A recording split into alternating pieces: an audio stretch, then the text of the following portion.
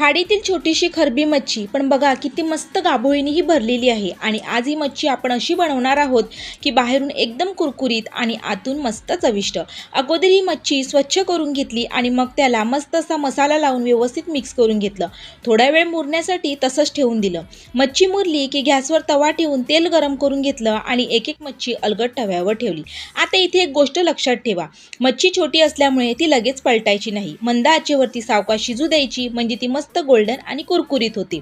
एका बाजूनी छान रंग आला की अलगद दुसरी बाजू पलटायची। दोन्ही बाजू मस्त कुरकुरीत झाल्या की गॅस बंद करून थोडा वेळ तव्यावर तसंच ठेवायचं।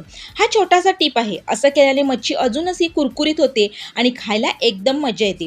आणि ही खरबी मच्छी चिंचकोडी सोबत खाल्ली ना तर काय सांगू, चव तर एकदमच भारी। मसाला काय काय वापरलेला आहे आणि ही मच्छी अगदी कुरकुरीत मी कशी केली याची पूर्ण रेसिपी आपल्या लॉंग व्हिडिओमध्ये आहे, तेथे तुम्ही जाऊन नक्की पहा। व्हिडिओ आवडला असेल तर लाईक करा, शेअर करा, कमेंट करा आणि सार्थ फॅमिली कुकिंग चॅनलला सबस्क्राईब करायला अजिबात विसरू नका। धन्यवाद।